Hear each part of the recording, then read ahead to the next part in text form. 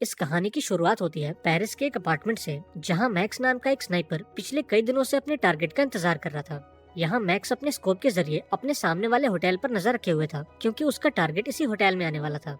अब चूंकि वो पिछले कई दिनों से इसी फ्लैट में था, इसलिए समय के साथ साथ वो काफी बोर होने लगा था। अब इस बोरियत को दूर करने के लिए मैक्स ने म्यूजिक का सहारा लिया और समय मिलने पर थोड़ी बहुत एक्सरसाइज की। अब शाम होते ही मैक्स बिल्डिंग से नीचे उतरा और पास के एक रेस्टोरेंट से अपने लिए खाना खरीदा।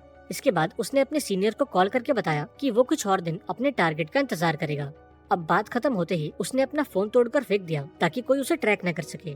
इसके बाद वो अपने फ्लैट में वापस आया और आसपास होने वाली हर एक मूवमेंट को ऑब्जर्व करने लगा। तभी गेट के बाहर से कुछ आवाज आई और यहाँ मैक्स को लगा कि शायद कोई अंदर आने वाला है, इसलिए वो अपनी राइफल लेकर तैयार हो गया ताकि वो इस आदमी को मार सके। लेकिन बाहर तो सिर्फ एक पोस्टमैन था जिसने ढेर सारे लेटर्स को अंदर फेंक दिया और चुपचाप यहाँ से चला गया। इसके बाद मैक्स अपनी पोजीशन पर वापस आया और अपने टारगेट का इंतजार करने लगा। पर कई घंटों तक इंतजार करने के बाद भी जब मैक्स को उसका टारगेट नहीं दिखा, तो उसने थोड़ी देर आराम करने का फैसला किया। अब कुछ घंटों तक सोने के बाद मैक्स की घड़ी का अलार्म बजा और वो नींद से जाग गया। तभी उसकी नजर सामने वाली बिल्डिंग पर गई, जहाँ उसने अपने टारगेट को देखा। अब बिना देरी किए उसने अपनी राइफल को असेंबल किया और टेबल की हाइट को एडजस्ट करके अपना निशाना लगाने लगा। अब यहाँ मैक्स ने देखा कि उस कमरे में टारगेट के अलावा एक लड़की भी है जो उसे एंटरटेन कर रही है। हालांकि मैक्स ने इस पर ज्यादा ध्यान नहीं दिया और अपने टारगेट पर निशाना लगाने लगा। अब थोड़ी कोशिश के बाद मैक्स को एक परफेक्ट शॉट मिल गया, पर जैसे ही उसने गोली चलाई वो लड़की उस टारगेट के सामने आ गई। अब ये देखते ही वहाँ मौजूद सारे गार्ड्स अलर्ट हो गए और बिल्डिंग की सभी खिड़कियों को बंद कर दिया गया। इधर मैक्स को भी एहसास हो गया था कि उसने कितनी बड़ी गलती कर दी है, इसलिए उसने सारा सामान पैक किया और एक स्कूटर पर बैठकर यहाँ से निकल गया। अब रास्ते में उसने अपने सारे सामान को शहर की अलग अलग जगहों पर फेंक दिया ताकि कोई उसे ट्रैक न कर सके। अब थोड़ी देर बाद वो एक पब्लिक टॉयलेट में गया और खुद को अच्छी तरह से साफ किया। इसके बाद उसने अपनी शेविंग की और कपड़े बदलकर बाहर आ गया। इसके बाद उसने एक टैक्सी बुक की और फटाफट से एयरपोर्ट पहुंचा। लेकिन अंदर जाने से पहले उसने अपना सारा सामान और पास पड़ी एक बंदूक को डस्टबिन में डाल दिया।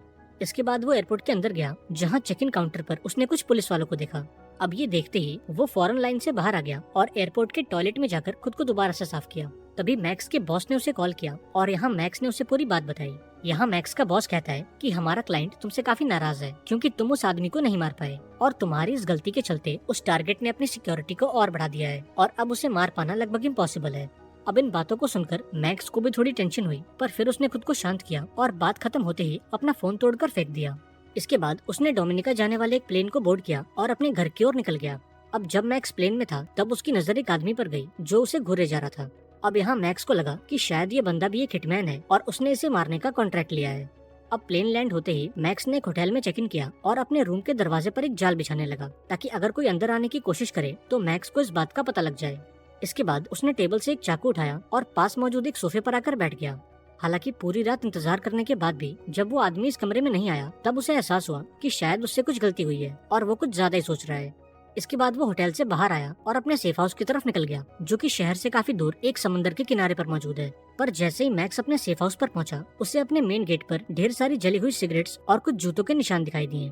अब मैक्स फौरन समझ गया कि जब वो घर से बाहर था तब कुछ लोग उसे ढूंढते हुए यहाँ तक आए थे। इसके बाद मैक्स ने अपनी बंदूक निकाली और चुपके से घर में दाखिल हुआ। अब अंदर आकर उसने देखा कि उसके घर का सारा सामान बिखरा पड़ा है और घर में चारों तरफ खून के धब्बे मौजूद हैं। अब ये देखकर मैक्स काफी परेशान हो गया, क्योंकि वो अपनी गर्लफ्रेंड को इस घर में छोड़कर गया था। अब इससे पहले कि वो कुछ सोच पाता, उसके फोन पर एक कॉल आई और उसे पता चला कि उसकी गर्लफ्रेंड हॉस्पिटल में एडमिट है। अब मैक्स भागता हुआ हॉस्पिटल पहुंचा, जहां उसकी मुलाकात अपनी गर्लफ्रेंड के भाई से हुई। अब इस आदमी ने मैक्स को वो पूरी बात बताई जो उसकी बहन ने उसे बताई थी। वो बताता है कि मेरी बहन पर हमला करने वाले दो लोग थे, जिसमें एक हट्टा कट्टा आदमी और एक सफेद बालों वाली औरत थी। इन दोनों का मकसद लूटपाट नहीं था, क्योंकि वो घर में घुसते ही मेरी बहन को पीटने लगे और जब उन्होंने देखा कि अब मेरी बहन मरने वाली है तो उन्होंने इसे छोड़ दिया और एक हरे रंग की टैक्सी में बैठकर वहाँ से भाग गए। इधर जब लड़की को होश आया तो उसने मैक्स को बताया कि वो दोनों हमलावर तुम्हारी तलाश कर रहे थे, पर मैंने उन्हें कुछ नहीं बताया। अब ये सुनकर मैक्स को काफी बुरा लगा, क्योंकि उसके चलते आज उसकी गर्लफ्रेंड इस हालत में थी। अब यहाँ मैक्स ने अपनी गर्लफ्रेंड से वादा किया कि इन सब के पीछे जो कोई भी है मैं उसे जान से मार दूंगा। अब उस रात मैक्स अपने घर लौटा और अपने गार्डन को खोदकर अंदर से एक बड़ा सा बॉक्स निकाला। इस बॉक्स के अंदर वो सभी चीजें मौजूद थीं जिन्हें मैक्स एक मिशन पर इस्तेमाल करता है, जैसे कि ढेर सारी पिस्टल्स, अलग अलग देशों के पासपोर्ट्स, थोड़े बहुत पैसे और कुछ सैटेलाइट फोन्स। अब मैक्स ने इन सभी चीजों को बाहर निकाला और इन्हें एक सूटकेस में भरकर अपने अगले मिशन पर रवाना हो गया।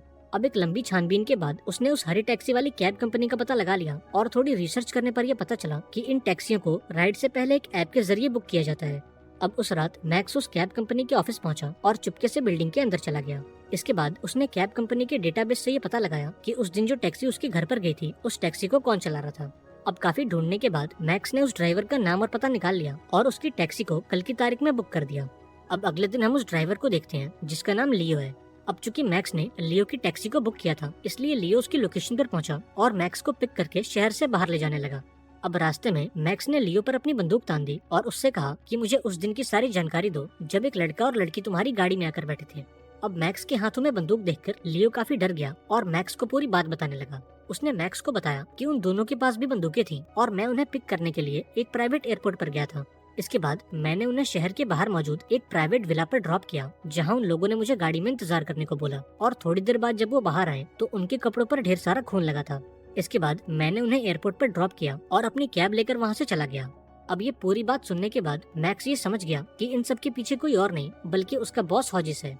दरअसल मैक्स अपने पिछले मिशन में फेल हो गया था, इसलिए हॉजिस ने उसे मारने के लिए अपने 2 लोगों को उसके घर भेजा था। लेकिन जब मैक्स उन्हें घर पर नहीं मिला तो उन्होंने मैक्स के बजाय उसकी गर्लफ्रेंड को मारा। अब ये सब जानने के बाद मैक्स न्यू ऑर्लिन्स नाम के एक शहर पहुंचा, क्योंकि उसका बॉस हॉजिस यहीं रहता है। अब शहर में आने के बाद उसने एक वैन को किराए पर लिया और उसके नंबर प्लेट को चेंज कर दिया। अब अगली सुबह मैक्स एक सफाई वाला बनकर हॉजिस के ऑफिस के बाहर पहुंचा और सही मौके का इंतजार करने लगा। अब थोड़ी देर बाद उसे एक कुरियर कंपनी की गाड़ी दिखाई दी और इस मौके का फायदा उठाकर वो कुरियर बॉय के पीछे पीछे बिल्डिंग में घुस गया। अब अंदर आते ही वो सबसे पहले डोलोरेस नाम की एक लेडी से मिला, जो उसे देखकर काफी घबरा गई और उसे लेकर हॉजिस के ऑफिस में चली गई। अब मैक्स के कहने पर डोलोरेस ने हॉजिस को बांध दिया और फिर मैक्स ने डोलोरेस को वॉशरूम में लॉक कर दिया। इसके बाद उसने हॉजिस से पूछा कि मेरी गर्लफ्रेंड पर हमला करने वाले लोग कौन थे। इस पर हॉजिस कहता है कि चूंकि तुम उस मिशन को पूरा नहीं कर पाए, इसलिए क्लाइंट तुमसे काफी नाराज था और इसलिए उसने तुम्हें मारने का कॉन्ट्रैक्ट दिया ताकि ये बात यहीं दब जाए। अब यहाँ मैक्स ने हॉजिस से उस क्लाइंट का नाम पूछा, लेकिन हॉजिस ने उसे कुछ भी बताने से इनकार कर दिया। अब गुस्से में आकर मैक्स ने हॉजिस के सीने पर एक नीलगन चला दी, जिससे उसकी मौके पर ही मौत हो गई। इसके बाद उसने हॉजिस की बॉडी को ट्रैश कैन में डाला और दोबारा से डोलोरेस के पास गया। अब यहाँ डोलोरेस ने उससे एक डील की, जिसके मुताबिक वो मैक्स को उन लोगों का नाम और पता दे देगी, पर इसके बदले में मैक्स को उसे छोड़ना होगा। अब मैक्स भी इसके लिए मान गया, जिसके बाद ये दोनों हॉजिस की बॉडी को लेकर बिल्डिंग से बाहर निकले। इसके बाद डोलोरेस मैक्स को लेकर अपने घर गई, जहाँ मैक्स को उन दोनों लोगों का पता चला जो उसे मारने के लिए उसके घर गए थे। इसके साथ ही मैक्स को उस क्लाइंट का नाम भी मिला जिसने उस टारगेट को मारने का कॉन्ट्रैक्ट दिया था। इसके बाद मैक्स डोलोरेस से बात करते हुए बाहर आया और जैसे ही वो सीढ़ियों के पास पहुंचे तो मैक्स ने उसकी गर्दन तोड़कर उसे जान से मार दिया। अब काम खत्म होते ही मैक्स घर से बाहर निकला और शहर के बाहर मौजूद एक सुनसान जगह पर गया। इसके बाद उसने हॉजिस की बॉडी को ठिकाने लगाया और अपनी वैन को अच्छे से साफ करके उसके नंबर प्लेट को चेंज कर दिया। इसके बाद मैक्स फ्लोरिडा पहुंचा, क्योंकि उसका अगला टारगेट यही मौजूद है। इस टारगेट का नाम ब्रूट है और ये वही बंदा है जो मैक्स को मारने उसके घर गया था। अब यहाँ मैक्स पूरा दिन ब्रूट की हरकतों पर नजर रखता और उसके डेली रूटीन को ऑब्जर्व करता।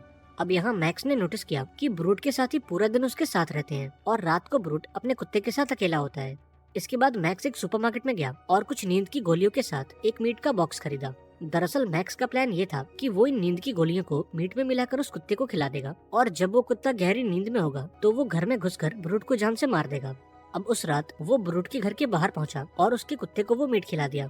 अब मीट खाने के थोड़ी देर बाद ही ब्रूट का कुत्ता बेहोश हो गया और इस मौके का फायदा उठाकर मैक्स घर के अंदर घुस गया।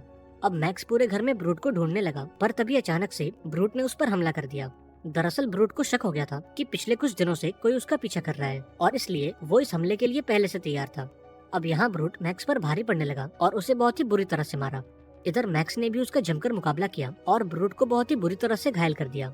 अब इस लड़ाई के दौरान ब्रूट को एक गन मिल गई और वो मैक्स के ऊपर गोलियां बरसाने लगा। अब यहाँ मैक्स ने उसे डिस्ट्रैक्ट किया और भागकर एक दूसरे कमरे में चला गया, लेकिन इससे पहले कि ब्रूट उस पर गोली चलाता, मैक्स ने दरवाजे के उस पार से ब्रूट पर कई गोलियां चलाई। अब इस हमले में ब्रूट बहुत ही बुरी तरह से घायल हो गया और अपनी जान बचाने के लिए घर के टॉयलेट में छुप गया। अब मैक्स फटाफट से टॉयलेट में पहुंचा और एक हेडशॉट मारकर ब्रूट का काम तमाम कर दिया। अब गोली की आवाज को सुनकर ब्रूट का कुत्ता भी जाग गया और वो मैक्स का पीछा करने लगा, लेकिन मैक्स समय रहते घर से बाहर आ गया और उस कुत्ते को घर में लॉक कर दिया।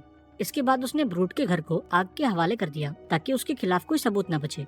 अब ब्रूट को मारने के बाद मैक्स न्यूयॉर्क के लिए निकल गया, क्योंकि उसका दूसरा टारगेट यानी कि वो सफेद बालों वाली औरत यहीं मौजूद है। अब न्यूयॉर्क आकर मैक्स ने एक होटल में चेक इन किया और खुद को अच्छी तरह से साफ किया। इसके बाद वो उस लेडी की तलाश में निकल गया जिसका निकनेम दी एक्सपर्ट था। अब अगले कई दिनों तक ढूंढने के बाद मैक्स को उस लेडी का पता लग गया और वो उसका पीछा करने लगा। अब रेड लाइट पर इन दोनों की गाड़ियां आमने सामने आ गईं और यहाँ मैक्स के पास उस लेडी को मारने का सबसे अच्छा मौका था। लेकिन मैक्स ने उसे यहाँ नहीं मारा क्योंकि वो उससे बातचीत करके उस आदमी के बारे में जानना चाहता था जिसने उस टारगेट को मारने का कॉन्ट्रैक्ट दिया था। अब थोड़ी देर बाद एक्सपर्ट एक रेस्टोरेंट के अंदर गई और मैक्स भी उसका पीछा करते हुए अंदर आ गया। अब अंदर आते ही वो एक्सपर्ट की टेबल पर गया और उस पर अपनी बंदूक तान दी। अब मैक्स को देखते ही एक्सपर्ट के पैरों तले जमीन खिसक गई और वो समझ गई कि मैक्स ने ब्रूट को मार दिया है और अब अगला नंबर उसका है। अब यहाँ एक्सपर्ट ने मैक्स को एक ड्रिंक ऑफर की और साथ में खाना खाने को बोला, लेकिन मैक्स ने इसका कोई जवाब नहीं दिया और चुपचाप वहीं बैठा रहा। अब यहाँ एक्सपर्ट ने उसे बताया कि हम तुम्हें मारना नहीं चाहते थे, पर चूंकि तुमने अपने टारगेट को मिस किया था इसलिए उस क्लाइंट ने हमें तुम्हें जान से मारने का कॉन्ट्रैक्ट दिया। अब यहाँ एक्सपर्ट कहती है कि मैं जानती हूँ कि तुम मुझे मार दोगे, इसलिए मेरी एक रिक्वेस्ट है कि तुम मुझे किसी ऐसी जगह पर मारना जहाँ आसपास काफी शांति हो। अब मैक्स भी इसके लिए मान गया, जिसके बाद ये दोनों रेस्टोरेंट से बाहर आ गए। अब चलते चलते एक्सपर्ट का पैर फिसल गया और वो सीढ़ियों से नीचे गिर गई। अब यहाँ उसने मैक्स से मदद मांगी, लेकिन मैक्स ने बिना कुछ सोचे उसके सर में गोली मारकर उसकी जान ले ली।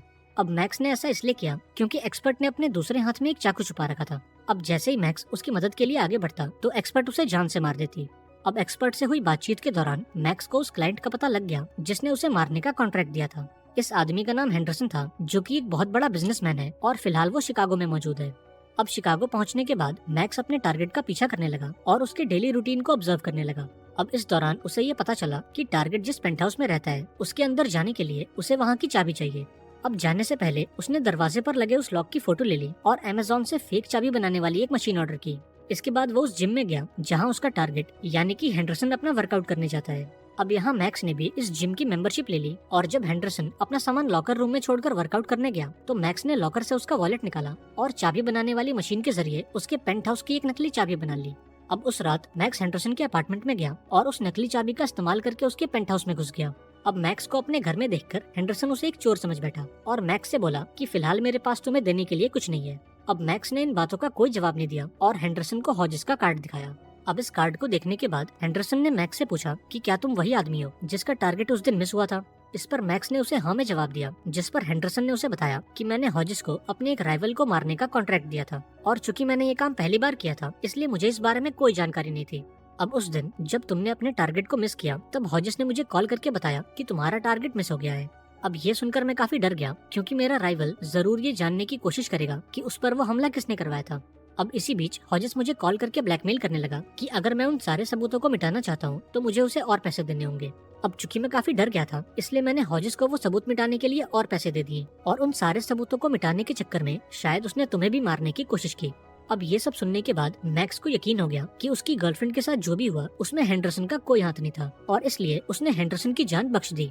लेकिन जाते जाते उसने हेंडरसन से बोला कि तुम तक पहुंचना बहुत आसान है, इसलिए अगर आज के बाद तुमने मेरे बारे में कुछ भी जानने की कोशिश की या फिर मेरी फैमिली को नुकसान पहुंचाया तो मैं तुमसे मिलने जरूर आऊंगा। और इतना कहकर मैक्स वहाँ से चला गया। इसके बाद वो डोमिनिका वापस आया और अपनी गर्लफ्रेंड को हॉस्पिटल से डिस्चार्ज करके घर ले गया।